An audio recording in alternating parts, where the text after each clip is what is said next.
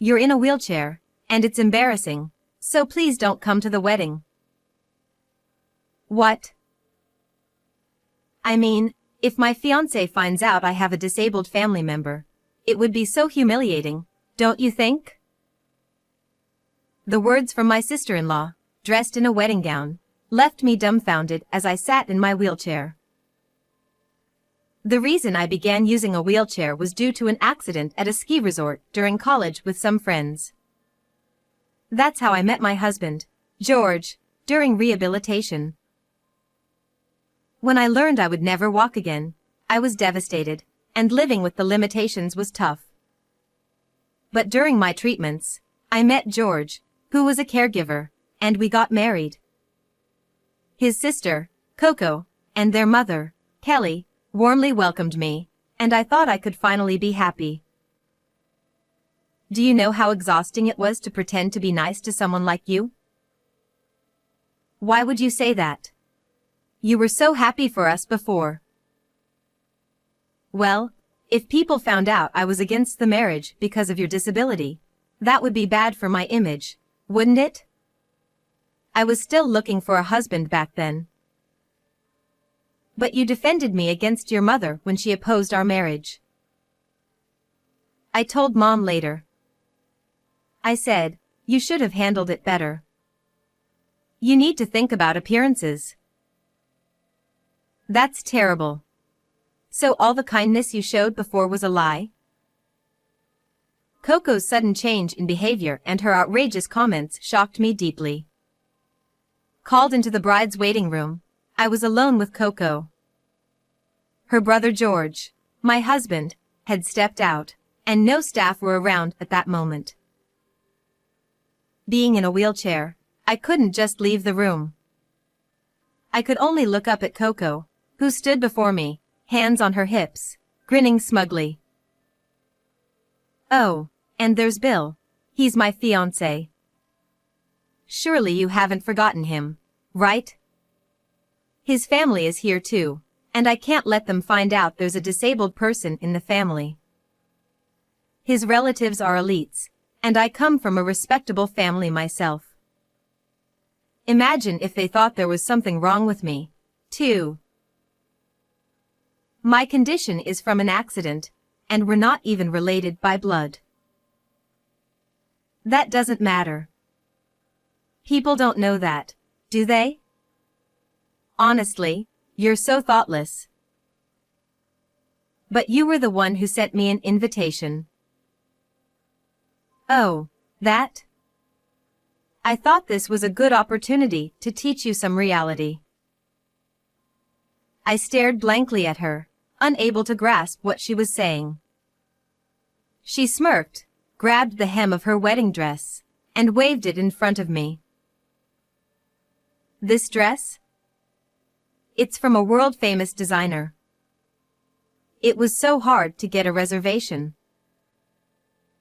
Oh, I see. And this venue is used by international celebrities. What was your wedding like, anyway? Some tiny restaurant with mediocre food? I thought that steak was rubber. It was the first time I ate something that tasteless. What a memory. Coco laughed loudly, while I bit my lip. 1 year ago, George and I had our wedding. Due to my condition, we chose a restaurant that was barrier-free, with only close family invited. But I remember clearly how happy I was when everyone said it was a warm and intimate ceremony. I can't believe you even called that a wedding.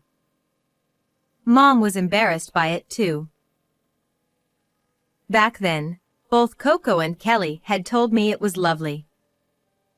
Were they secretly mocking me the entire time? Bill graduated from a prestigious medical school and now works as a doctor at its affiliated hospital. His parents and grandparents are all with him today, and some of his relatives are celebrities and politicians. His family home is magnificent, but now he lives alone in a high-rise in the city. And since I'm about to be a doctor's wife, I quit my job. I guess you couldn't be a housewife, huh? Not with my brother's salary. Being a caregiver is an honorable profession.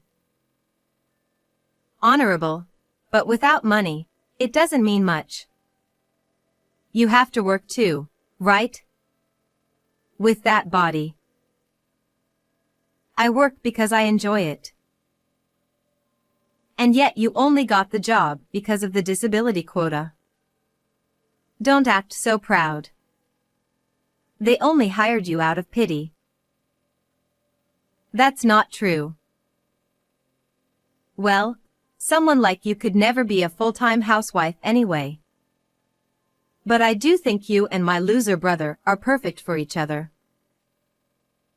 Coco laughed, mocking not only me but also George. The moment I realized that, my shock turned into anger. In truth, George had been somewhat distant from his mother and Coco since moving out. But after we got married, he maintained a basic relationship with them. So, I didn't think much of the distance. Now, I finally understood the reason. How unforgivable. Just as I was about to speak, filled with rising anger, the door opened with a click. Kelly and the groom, Bill, walked in. Oh my, Molly, are you still here? Mom, can you believe it? She's still clinging on. Coco and Kelly looked down at me with the same sneering expressions. I was too stunned to care about them, as my gaze shifted to Bill. Could it be? Coco, too focused on mocking me, didn't notice my reaction. Bill just smirked silently, likely not even realizing who I was. Before I could process what was happening, the door opened again. Molly. George. George, wearing a suit he rarely wore, had his hair messed up and looked pale with worry. He stood protectively in front of me, glaring at Kelly and Coco. What are you doing to Molly? Why don't you at least knock first? So rude. I wasn't doing anything. Don't lie. A staff member came to tell me something was off. What did you say to Molly? I was just telling the truth. Coco, Mom. You haven't changed at all. Enough. We're leaving. Molly, let's go. Is it okay? It doesn't matter. Let's just go. As George pushed my wheelchair toward the door, I glanced at Bill. He still wore that smirk and didn't even glance in my direction. The door was closing, and I was filled with mixed emotions. I'm sorry, Molly. They've always been like this. He spoke after a while, once we had left the room and entered the hotel elevator. What do you mean? When I asked again, George gave a bitter smile. They're obsessed with status and full of prejudice. It got worse after Dad passed 3 years ago. They've always looked down on me for being a caregiver. So that's why you were distant. When I married you, I didn't want to introduce them, but I couldn't just cut ties. So I contacted them. Then Coco started acting strangely nice, so I thought maybe things had changed. He had kept the past hidden from me because he hoped they could all get along again. But now, he realized they hadn't changed at all. I'm so sorry, Molly. I didn't want you to go through this. You're not at fault, George. Besides... Actually, haha. I couldn't hold back the laughter bubbling up.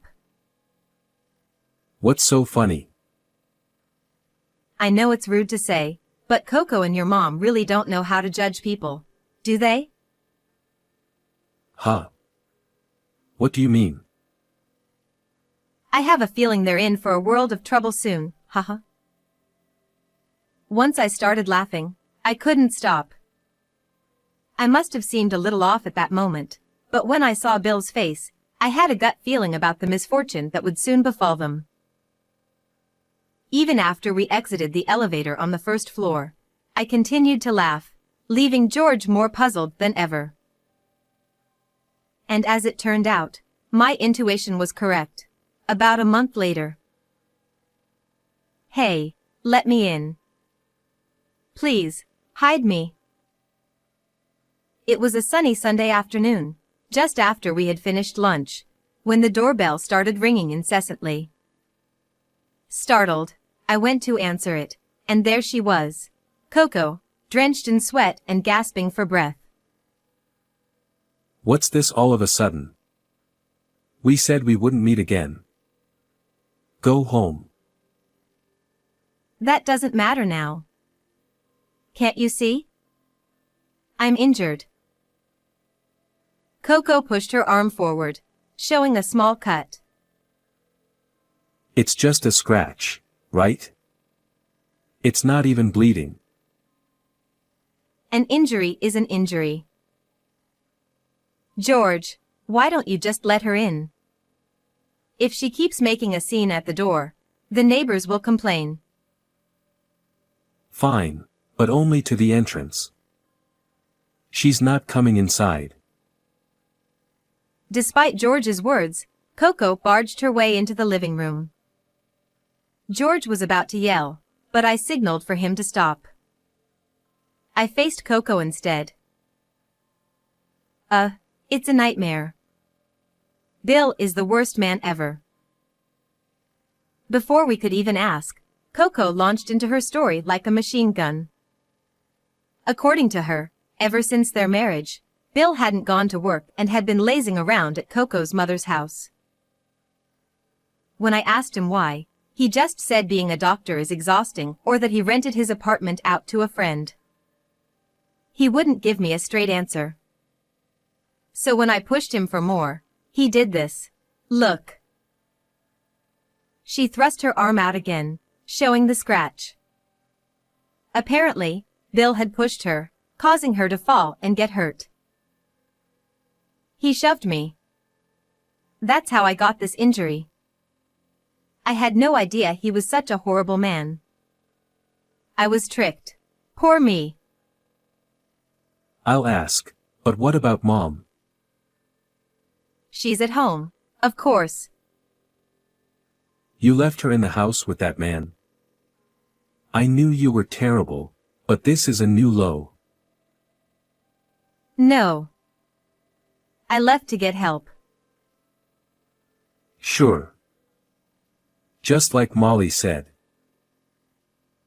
Exactly, right? Wait, what do you mean by that? Coco, I knew from the start that things wouldn't go well for you too. What's that supposed to mean?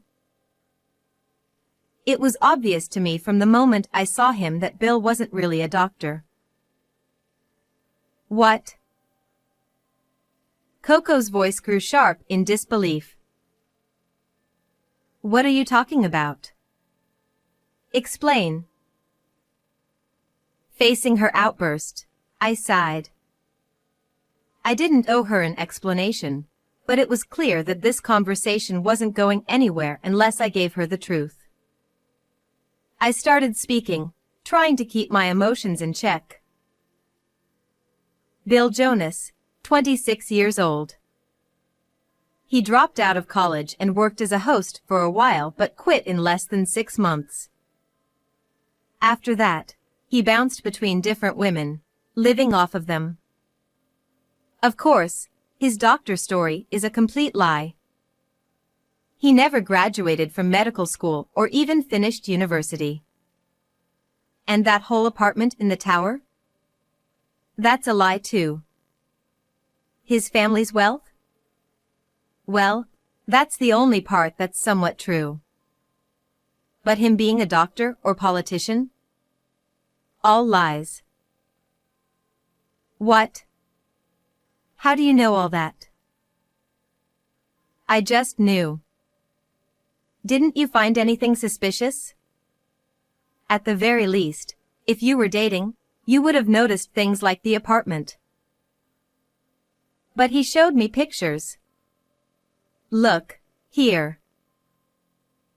Coco pushed her phone in front of us. Sure enough, there was a picture of Bill in a high-rise apartment. That's probably one of the women he was staying with at the time. What? He likely married you for your money. Your father was wealthy, wasn't he? I heard from George that you inherited quite a bit from him. I'm guessing you paid for the wedding and the dress, right? I was just covering for him temporarily. Bill said he'd pay me back after his studies were done. You're an absolute fool. What? Why do you know all this? Are you trying to deceive me too? I didn't expect to meet that man again either. What? You know Bill? Oh, and by the way, his name isn't Bill. His real name is Jones Carey. Jones Carey? He was my college classmate, and he's the reason my leg is like this. Eek. Coco gasped, unable to hide her surprise. I tried my best to stay calm. We were in the same club in college. When we went skiing, despite my protests, he took me down an advanced slope. I wasn't ready, and I crashed. He left me there, unable to move. That injury never fully healed, and shortly after, he dropped out of school and disappeared. His parents weren't much better. They hired lawyers to make excuses, and in the end, I didn't even get an apology, let alone help with the medical bills. I was emotionally and physically drained and couldn't fight back. When I saw him at your wedding, I was shocked. His parents were there too, acting as if nothing had happened. Why didn't you tell me something so important, you coward? Because I didn't know until that day that your fiancé was him. Shut up. You're his classmate, right? Then do something. Oh, but you seem perfectly fine. You don't need my help. What are you talking about? Why would you need a defective person like me? Handle it yourself. I'm sorry. I'll apologize. Just help me. I don't need your apology. Now, please leave. Wait, you're telling me to go back to that scumbag? Please, I'm begging you. George forcefully pushed the crying Coco out the door. She continued to make a fuss, but... Keep it up, and I'll call the police. At last, Coco seemed to give up, sobbing as she walked away. I watched her through the gap in the curtains, letting out a long sigh. Afterward, Coco confronted Bill with the truth and tried to get a divorce, but he flew into a rage and refused. Worse, he stopped working entirely, took money without permission, and started throwing loud parties at the house, which led to complaints from neighbors. Eventually, he got drunk at a bar, started a fight, and was arrested for injuring someone. Coco thought she was finally free, but it wasn't over. Bill had secretly taken out loans in her name. Having already spent most of her inheritance on Bill and the wedding, Coco had little left. In the end, she had to sell her land and home just to pay off the debt. Homeless and jobless, she and her mother lived on the streets for a time. They now stay at a homeless shelter, but Coco's entitled attitude has made her unwelcome even there, and it seems they might not be able to stay much longer. As for us, George used the inheritance he had carefully saved to build a barrier-free house in a peaceful, nature-filled area. After everything we've been through, I just want to live the rest of my life in peace. How did you like today's story? Don't forget to subscribe to the channel. See you in the next video.